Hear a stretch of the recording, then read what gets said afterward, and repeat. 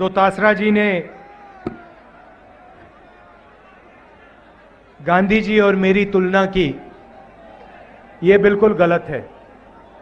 गांधी जी की जगह कहीं है और मेरी जगह कहीं और है, और तुलना करनी नहीं चाहिए, क्योंकि वो महान व्यक्ति थे।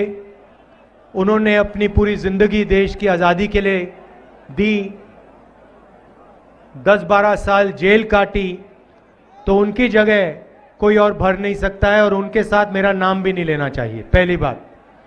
अब दूसरी बात, मैं मेरे कांग्रेस पार्टी के जो मित्र हैं उनसे थोड़ी कड़ी बात कहना चाहता हूं। देखिए, जो राजीव गांधी जी ने किया, इंदिरा गांधी जी ने किया, वो शहीद हुए, उन्होंने जो करना था किया और अच्छा किया, मगर कांग्रेस पार्टी को हर मीटिंग में यह दोहराना नहीं चाहिए। देखिए, महात्मा गांधी जी ने जो किया वो कर दिया, जो इंदिरा गांधी जी ने, जवाहरलाल नेहरू जी ने, राजीव गांधी जी ने, सरदार पटेल जी ने जो किया कर दिया, वो अच्छा है। मगर हमें यह बोलना चाहिए कि हम जनता के लिए क्या करने जा रहे हैं, यह ज्यादा जरूरी है। तो मेरे दिल में बात आई, कभी कभी मैं जो आता है कह देता हूं, तो मैं आपसे माफी मांगता हूं। 2-3 चीजें मैं आपसे कहना चाहता हूं। देखिए, ये यात्रा हमने शुरू की, इसका लक्ष्य भारत को जोड़ने का था। कन्याकुमारी से कश्मीर ये यात्रा चलेगी, और ये 2-3 मुद्दों को उठाने के लिए हम चल रहे हैं। एक आंकड़ा मैं आपको देना चाहता हूं, एक आंकड़ा मैं आपको देना चाहता हूं, जिससे आपको सब बात समझ आ जाएगी। देखिए, हिंदुस्तान के 100 सबसे अमीर लोगों के पास उतना ही धन है जितना हिंदुस्तान के 55 करोड़ लोगों के हाथ में है। 100 लोगों के पास इतना धन है जितना हिंदुस्तान के 55 करोड़ लोगों के हाथ में है। हिंदुस्तान का आधा धन सिर्फ 100 लोगों के पास है,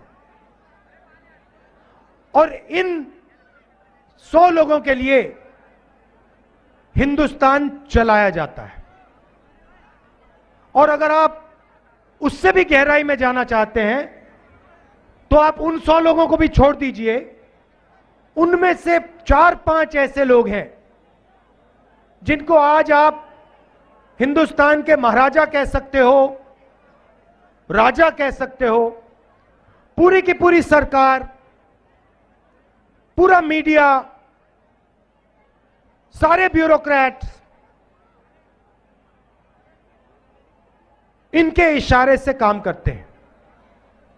नरेंद्र मोदी जी भी इन्हीं के इशारे से काम करते हैं।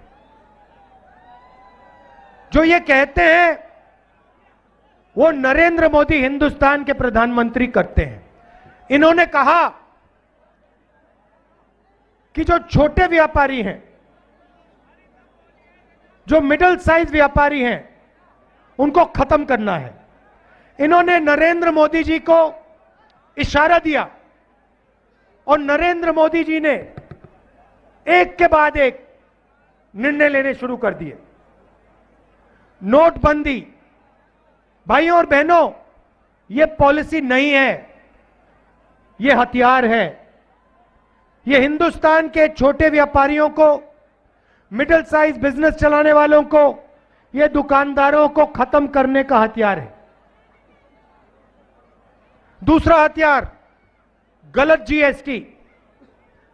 आज मुझे सड़क पे बताया गया कि अगर कोई व्यापारी गुड़, बेसन अगर 25 किलो से ज्यादा, 25 किलो से कम बेचता है, तो उस पर जीएसटी लागू हो जाती है, मगर अगर 25 किलो से ज्यादा बेचता है तो उस पर जीएसटी नहीं लगती। तो जहां भी ये छोटे व्यापारियों को मार सकते हैं, खत्म कर सकते हैं, ये पूरा का पूरा दम लगा के कर देते हैं। लक्ष्य है कि जो हिंदुस्तान के छोटे व्यापारी हैं, जो देश को रोजगार देते हैं, इनको खत्म कर दिया जाए और हिंदुस्तान के सबसे बड़े 3-4 पूंजीपतियों को देश का पूरा धन दे दिया जाए। तो यात्रा का पहला लक्ष्य, इसका जो नतीजा आ रहा है, जो 5-7 पूंजीपतियों को पूरा का पूरा देश का धन दिया जा रहा है, इसका नतीजा है कि देश युवाओं को रोजगार नहीं दे पा रहा है। मेरे से कन्याकुमारी से यहां तक हजारों युवा मिले हैं, हजारों युवा मिले हैं और सारे के सारे मुझे कहते हैं हमें बीजेपी के, नरेंद्र मोदी जी के हिंदुस्तान में हमें रोजगार नहीं मिल सकता है। हमने इंजीनियरिंग की पढ़ाई की, आज हम ओला चलाते हैं, उबर चलाते हैं या फिर मजदूरी करते हैं। तो यह हालत हिंदुस्तान की है। जो गरीब लोग हैं वो बेरोजगार हैं, उनको रास्ता नहीं दिख रहा, उनके सपने पूरे नहीं होते, और 5-6 अरबपति हैं, उनको सब कुछ मिल जाता है। एयरपोर्ट मिल जाते हैं, पोर्ट्स मिल जाते हैं, सड़क भी वही बनाते हैं, खेती भी वो करना चाहते हैं, इंफ्रास्ट्रक्चर भी वो बनाते हैं, टेलीफोन का सिस्टम भी वो चलाते हैं, सारा का सारा उनके हाथ में। और इससे देश को बहुत गहरी चोट पड़ रही है। तो पहला मुद्दा भारत जोड़ो यात्रा का बेरोजगारी के खिलाफ खड़े होने का है। दूसरा मुद्दा, और हर किसान मुझे ये कहता है, महंगाई बढ़ती जा रही है। यहां हमारी माताएं बहनें आई हैं, सबसे बड़ी चोट इनको पड़ती है।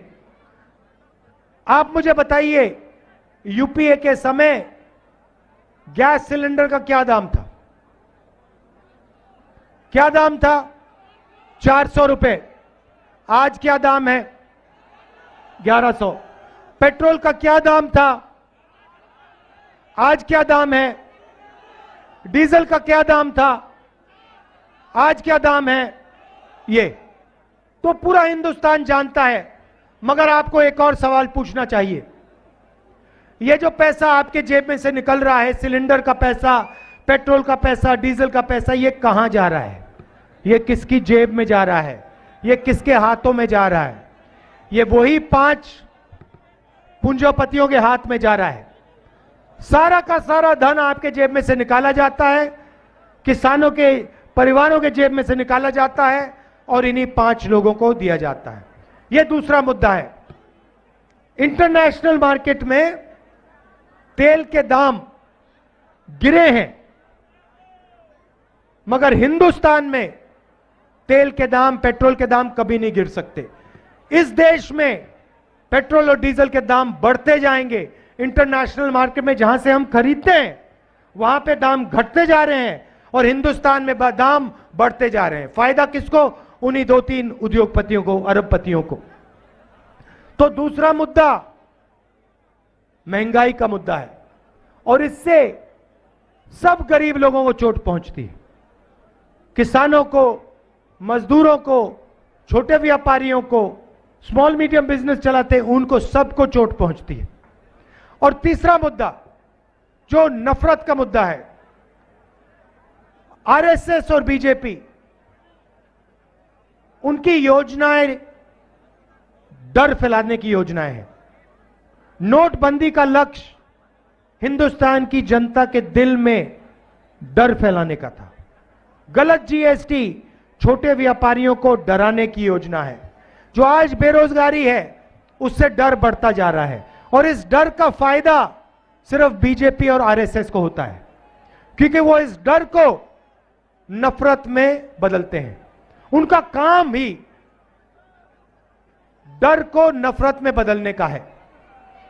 उनके पूरे पूरे संगठन यही काम करते हैं, देश को बांटने का काम करते हैं, नफरत फैलाने का काम करते हैं और डर फैलाने का काम करते हैं।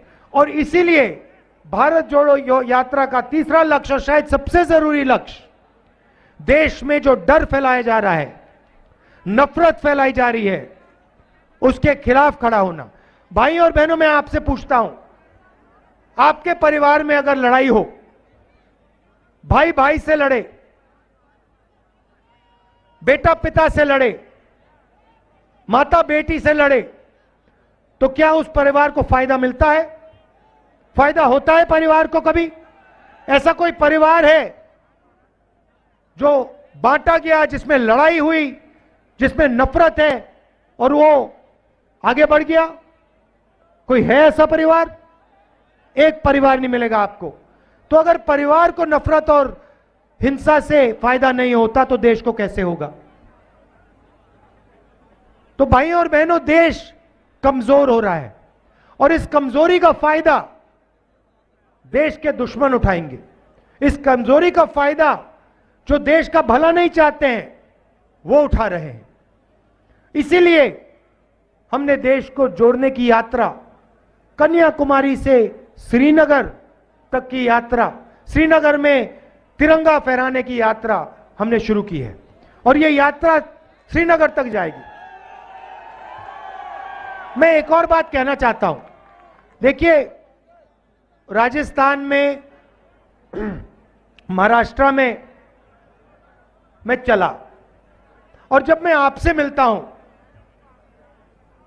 आप दो नारे इस्तेमाल करते हो सड़कों पे। एक आप कहते हो राम राम साय, जो मैंने अभी पहले बोला, राम राम सा, सही? और दूसरा आप कहते हो जय सिया राम, सही? अब मैं आरएसएस बीजेपी वालों से पूछना चाहता हूं, आप जय श्री राम बोलते हो, मगर आप जय सिया राम क्यों नहीं बोलते हो? आपने सीता मां को इस नारे से क्यों निकाला? आप में सीता मां का अपमान क्यों करते हो? आप हिंदुस्तान की नारी का अपमान क्यों करते हो? और मैं उनसे कहता हूं, हे राम नारा का प्रयोग कीजिए, जय सिया राम बोलिए, क्योंकि यही हिंदुस्तान का, राजस्थान का इतिहास है और इस नारे से इस देश को शक्ति मिलती है। सही बात है ना? सही बात है ना? तो इन्होंने देखिए क्या चालाकी की, देखिए क्या चालाकी की। इनके संगठन में आपको एक महिला नहीं मिलेगी, आरएसएस में एक महिला नहीं मिलेगी आपको। ये महिलाओं को दबाते हैं, महिलाओं को दबाते हैं ये लोग, अपने संगठन में एक महिला को नहीं आने देते। इनके जो प्रचारक होते हैं, एक महिला नहीं मिलेगी आपको। और फिर जो हमारी जो संस्कृति है, जय सिया राम, उसको भी ये बदलने की कोशिश कर रहे हैं और सीता मां का अपमान करते हैं। तो जब भी आपसे, आपके पास आते हैं, इनसे आप कहो, आरएसएस के लोगों से कहो कि ये बंद करें और सीता मां का अपमान ना करें और जय सिया राम बोला करें और हे राम बोला करें। और जो राम भगवान ने कहा था, जो राम भगवान ने कहा था, भाई और बहनों, राम ने अन्याय कभी किया? कभी किया अपनी जिंदगी में भगवान राम ने अन्याय? क्या भगवान राम ने हिंदुस्तान में हिंसा फैलाई थी क्या? नफरत फैलाई थी क्या? ना, भगवान राम ने सबका आदर किया था। गलत जीएसटी तो लागू नहीं की थी ना, नोटबंदी तो नहीं की थी ना, क्योंकि भगवान राम गरीबों के थे, 5 पूंजीपति को नहीं, पूंजीपतियों के नहीं थे, वो किसान के थे, मजदूर के थे, छोटे व्यापारियों के थे और वो सुनते थे। अगर कोई गरीब व्यक्ति उनके पास जाता था, वो सुनते थे। जो गरीब व्यक्तियों के दिल में था वो सुनते थे, गले लगते थे। तो जो भगवान राम ने किया वो ये लोग करते नहीं है। जो ये करते हैं उनके खिलाफ करते हैं और फिर नारा लगाते हैं जय श्री राम, जय श्री राम। तो इनसे यह भी कहो कि जो भगवान राम ने किया था, जो इज्जत भगवान राम ने हर व्यक्ति को दी थी, जो भाईचारा, जो मोहब्बत भगवान राम ने इस देश में फैलाई थी, वो उनको करना चाहिए। नफरत नहीं फैलानी चाहिए, डर नहीं फैलाना चाहिए और सही नारा का प्रयोग करना चाहिए। आप सबका बहुत बहुत धन्यवाद। नमस्कार। जय हिंद।